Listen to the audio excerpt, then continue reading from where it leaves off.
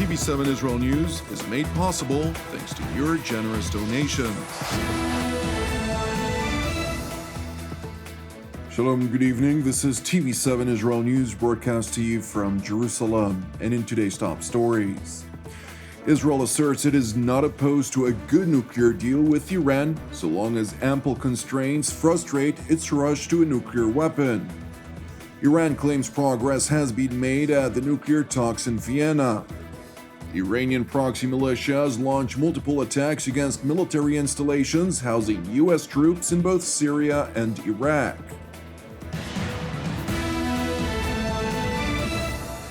Israel's intelligence agencies are evidently in disagreement over whether a revival of the Joint Comprehensive Plan of Action, commonly referred to as the 2015 nuclear agreement with Iran, would be a favorable outcome for Israel. During a Jerusalem Security Cabinet meeting that was held on Sunday, IDF Intelligence Directorate Commander Major General Aaron Khaliva insisted that Israel would be better off with a scenario in which the Islamic Republic of Iran and world powers were to reach an agreement in the talks currently being held in Vienna, rather than a scenario in which the talks were to fail. According to two ministers who were quoted by domestic Israeli media, Khaliva insisted that a nuclear agreement would increase certainty about the restrictions over the Iranian nuclear program, constraints that would not exist in the event that no agreement were to be reached. The top military intelligence officer further maintained that a return to the so-called JCPOA would buy Israel desired time and allow its security establishment to prepare better and without pressure for possible escalation with the Ayatollah regime and its regional tentacles. In contrast, Mossad Director David Barnea, who presented the Security Cabinet ministers his agency's annual intelligence assessment, rejected the premise that a revival of the 2015 agreement with Iran would bode well for the Jewish state. However, with the presiding intelligence assessment indicating that an agreement would ultimately be adopted, Barnea contended that ample time remains to influence the Biden administration about the terms of the deal were one to be achieved. It is important to highlight that while Jerusalem remains generally opposed to a deal with Iran due to its repetitive track record of deceiving its counterparts, Israeli Foreign Minister Yair Lapid stressed during a briefing to political correspondents on Monday that Jerusalem's top political brass does not oppose every agreement. גם ראש הממשלה, גם אני, גם שר הביטחון אמרנו בכל הפורומים הרלוונטיים בחוץ, לא בדיונים הפנימיים.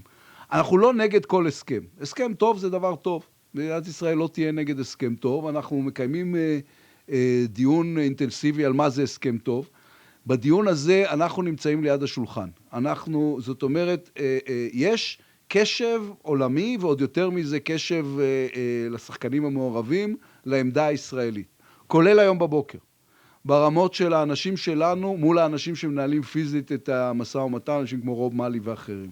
ובתוך הקשב הזה, שוב, אנחנו לא נגיע לתוצאה אופטימלית מבחינתנו, אבל אנחנו כל הזמן מצליחים לשפר ולייצר עמדות קרובות יותר לישראל מהשחקנים המעורבים. Jerusalem's top diplomat went on to assess that Israel's unyielding effort to convince world powers to deal with Iran in a serious manner has been seemingly successful.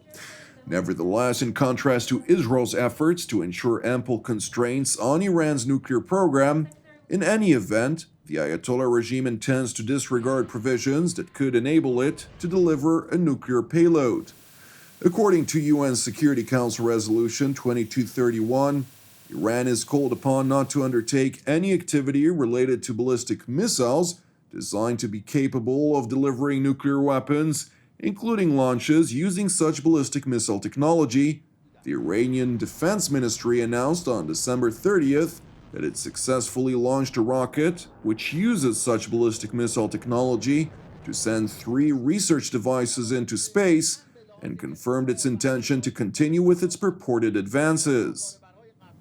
برای اولین بار ما عملکرد 500 ثانیه‌ای موتور مرحله دوم رو تو شرایط خلا و تو فضا داشتیم. ماهواره بر سیمرغ تقریباً وزن ما رو 5 برابر میکنه، از 50 کیلو به 250 کیلو، و ارتفاع ما رو 2 برابر میکنه، از 250 کیلومتر به 500 کیلومتر نسبت به نسل‌های قبلی. و دستاورد بزرگی، گام‌های موثری برداشته شده که در آینده نزدیک انشالله این ماهواره بر عملیاتی بشه و بتونه ماهواره‌های عملی بشه. ما هنوز در It is important to know that the United States under the Trump administration imposed sanctions on Iran's civilians, space agency, and 2 research organizations in 2019, claiming they were being used to advance Tehran's ballistic missile program. However, these sanctions may be under review since the Islamic Republic continues to insist that it will not revive the 2015 nuclear agreement unless Washington removes all sanctions that were imposed under its previous administration. Furthermore, the Ayatollah regime is adamant on receiving guarantees that any agreement would remain intact under future U.S. administrations, regardless of the fact that it contravenes with the American Constitution and its democratic nature.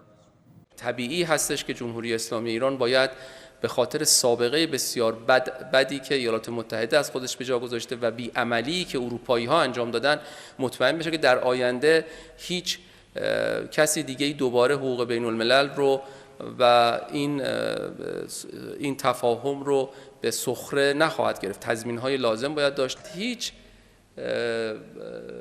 ضرب العجل ساختگی رو هم نمیپذیریم. امیدوارم که خودشون هم به اون ضرب العجل‌های ساختگی باورشون نشه، بیان برای اینکه ما به یک تفاهم خوب برسیم. The Iranian Foreign Ministry spokesman went on to acknowledge recent reports mainly highlighted by the Russian ambassador to international bodies in the Austrian capital that some progress has been made in the nuclear negotiations in Vienna. در چند روز اول دور هشتم هم پیشرفت‌هایی رو داشتیم، اما خیلی منوط به این هستش که ببینیم طرف مقابل با چه جدیتی وارد میشه. ما در هر 4 حوزه تحریم، هسته‌ای، تضمین و راستی آزمایی پیشرفت‌هایی رو داشتیم. در برخی حوزه‌ها کمتر، در برخی حوزه‌ها بیشتر. امروز روزی هستش که طرف‌های مقابل باید تعهد خودشون رو نشون بدن. Meanwhile, in Washington, White House Press Secretary Jen Psaki was asked for a reaction regarding the threat voiced by Iranian President Ibrahim Raisi toward former President Donald Trump and whether it would hinder the nuclear talks that are taking place in Vienna. Well, I would say that I don't have any direct comment on his comments. I would note that he has his own politics and his own audience that he speaks to, just as many country leaders in other countries do.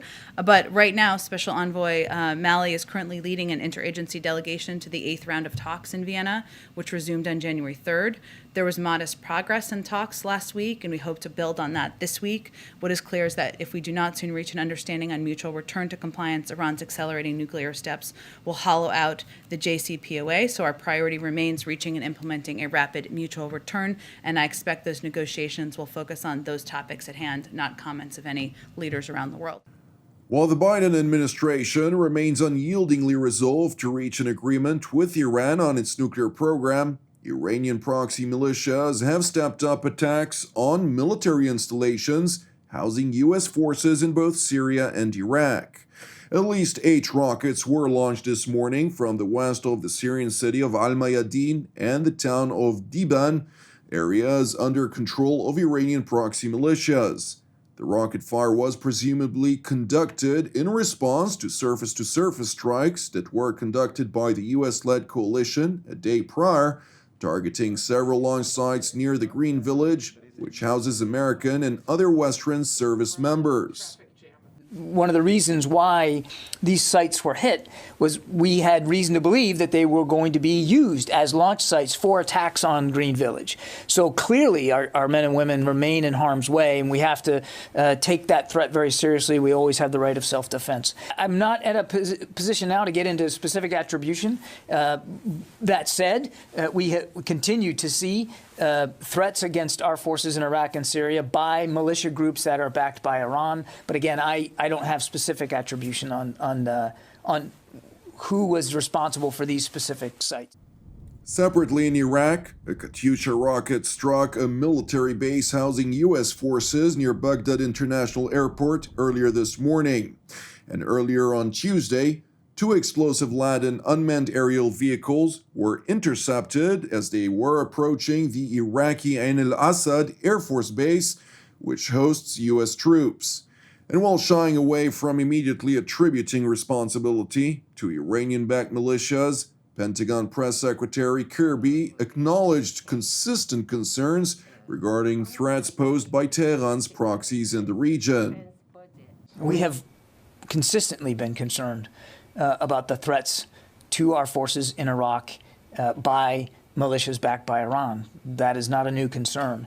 And I think we've seen in just the last few days that there have been acts perpetrated by some of these groups that validate the consistent concern that we've had over the safety and security of our people. Our commanders have the inherent right of self-defense. And we don't stay at this mission, this new mission, with any illusions that our people are under any less threat by these militia groups. We're going to stay focused on that threat as we stay focused on the mission at hand and make sure that we're doing everything we can to protect our people.